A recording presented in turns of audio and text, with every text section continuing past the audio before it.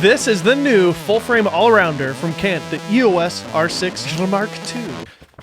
Let's get started. Let's go! Borrowed from the EOS R3, Canon's flagship mirrorless camera, the R6 Mark II is sporting the incredible Digic X processor, which makes this camera as powerful as the R3 in terms of autofocus and mechanical shutter speed. That means that we're essentially getting a Ferrari under the hood of this bad boy.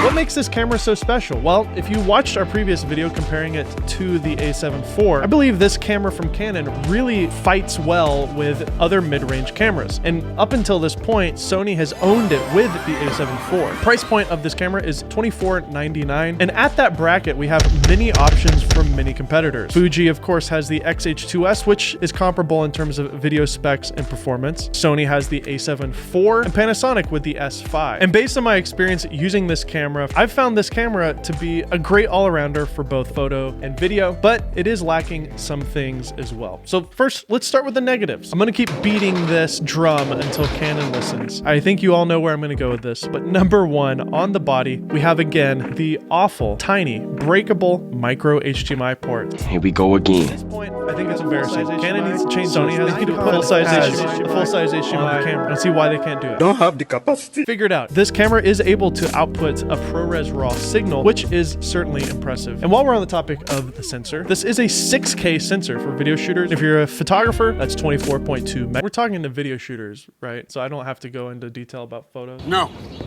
But when it comes to video shooting, I think having a 6K sensor is perfect. And that's because this camera is able to do a downsampled 6K recording to 4K. When you start with more resolution, and you crush it down to smaller, pixels essentially become smaller and sharper and crisper. Now, before we leave the negatives about this camera, I do want to mention the IBIS on this camera, in-body image stabilization. It still has the infamous Canon wobble.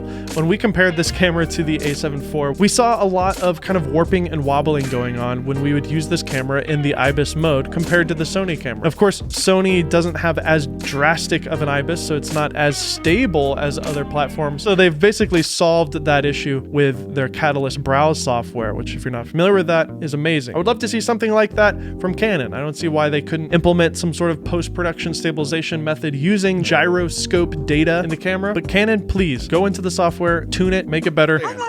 The IBIS looks super wobbly. It doesn't look good. It's not something that a cinematographer is going to want to use. So one of my biggest criticisms with Canon's hybrid cameras at the moment is the noise in the sensor. I'm just honestly a little shocked by the amount of noise we're getting even at the lowest base ISO setting, which on this camera is 800 in C-Log 3. Basically, what you want to do when you're using this camera in C-Log 3 is overexpose by essentially 2 stops without clipping the highlights, obviously. Because when you bring that down in post-production, it'll crush the blacks and kind of clean it up a bit. And it's not the best way to shoot, and even then you're still getting quite a bit of noise. Things change a bit when you switch to a standard profile. This is at ISO 100 all the way down. And there's way less noise in the image because it's essentially applying a look to the sensor. And I kind of think this is the way to go with this camera. Maybe consider staying away from C-Log unless you really need to work with a cinema camera. Because as you can see with this image, as I go up in ISO settings, the image is just much, much cleaner. And if I were shooting in log and applying a LUT and trying to color grade it in post, it's just going to be super grainy because of the codec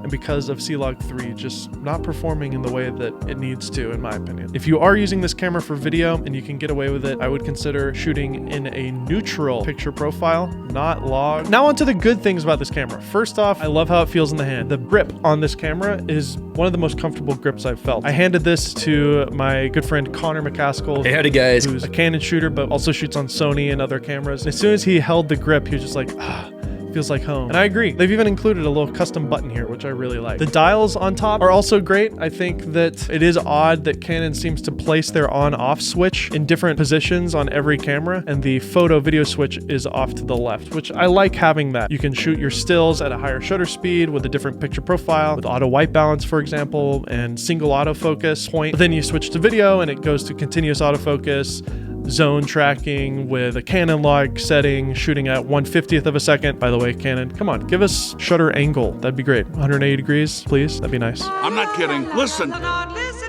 The EVF also is very comfortable, and it's a higher resolution, I believe, than the previous version. It's still not as high resolution as the R5, which is considered more of a flagship. But in my opinion, overall, body is great, and I really like it. Other than that stupid micro HDMI port. The autofocus on this camera is incredible. They've actually added one of my favorite features from cinema cameras on this camera. Face only mode, though they call it something different, allows you to track somebody's face. If they walk out of the frame, the camera doesn't just focus on the background, because if you're pulling focus, you wouldn't just focus on the background for no reason. In my opinion, that's one of my favorite features about Canon cameras. I'm glad that they've implemented it here on the R6 Mark II. And like I said earlier, because the R6 Mark II is sharing the same processor as the EOS R3, it's getting the same autofocus algorithms and reliability that we've seen from their best camera yet. In fact, when we did our comparison with this against the A7 IV, we found that the Canon, even using an older EF adapted lens on this body, was stickier and more reliable than Sony's system. This is really what you're looking for when you're filming yourself. You just want to be able to turn the camera on, point at yourself, flip the little flip screen out, which it has, which is always great, always a thumbs up for that. You can reliably film yourself and know that you're in focus. It's one of the best in the market, if not the best. A lot of cameras in this price bracket do crop in on the 4K 60 modes, and that is not the case with the EOS R6. The R6 is able to record slow motion or 4K 60 at the full sensor readout with a 6K to 4K down res as well. So that is wonderful. You're getting no limitations from 24 frames per second all the way up to 60 frames per second in 4K mode. It's the same image quality and it looks great for all those codecs. Now, unfortunately, one of the limitations of this camera is you're only getting IPB recording. You don't have an all-eye or long GOP recording option, but it seems to be pretty efficient and it does look pretty good. But again, if you want higher bit rates or higher quality, I'd recommend using the HDMI port, record either ProRes or ProRes RAW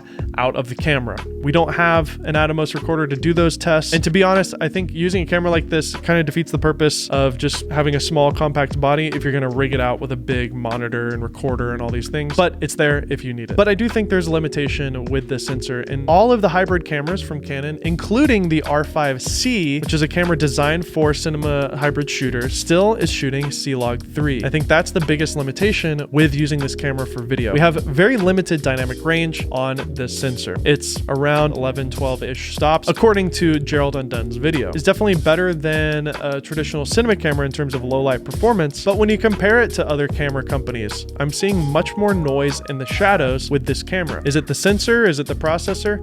I'm not sure, but I do think C-Log 3 may have a lot to do with it. As soon as you switch to standard or neutral picture profile, a lot of that noise gets cleaned up, and I don't think we're seeing the full potential of what this sensor is capable of, because I actually believe Canon may be handicapping some of their hybrid cameras to protect their cinema lineup. I think this sensor has a little bit of limitations because Canon just doesn't want to give it all to you. But what they will give you is continuous recording. Finally, we finally have continuous recording with no cutoff limit. This is actually one of the few hybrid cameras that Canon makes that doesn't have a recording limit. You're only limited by the battery life or the card space on your camera, and this camera does not seem to exhibit any overheating issues based on the tests and reviews that I've seen. Something else that they've given us for video shooters, in addition to continuous recording, is the ability to turn on false color on this camera to read exposure. There's a bit of a weird limitation with that, in that you can't turn it on when you're shooting logs. So you can have false color on this camera if you're shooting in a neutral profile, but you can't if you're shooting in a log profile. By all accounts, it doesn't make sense. Again, this just feels like an artificial limitation that Canon is implementing in their camera here to protect their cinema lineup, and it's really obnoxious. One positive with the R6 is it does have the new hot shoe element, so you can buy the Tascam XLR module and stick that on there, essentially with no cables plugged into anything, have two XLR inputs going into the camera, which is great. They also make a boom mic that can go into that as well, meaning you don't have any cables to use a boom mic.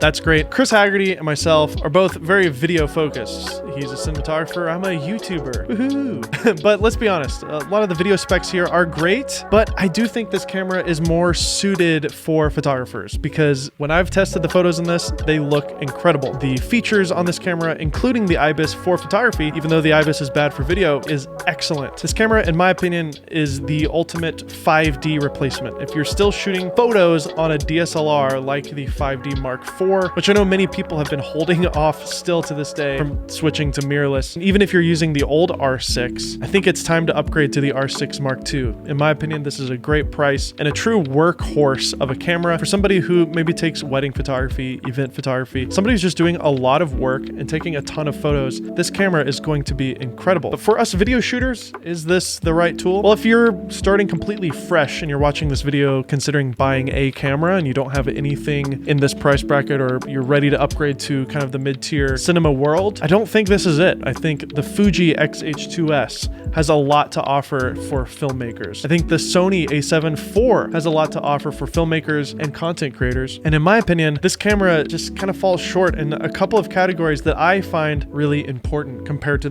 those two other examples. But if you're a Canon shooter and you're using an A camera like a C70, a C300, C500, even the R5 or R5C, and you need an additional body to either be a B camera for interviews or have a camera that can take incredible stills and you've got a ton of EF or RF lenses, this could be a good tool on your tool belt. What do you think? Let me know in the comment section down below. And if you haven't seen our video comparing this camera to the a7 IV, watch it right here. I'm Dave Mays. This is a teeny tiny coffee cup. See you next time.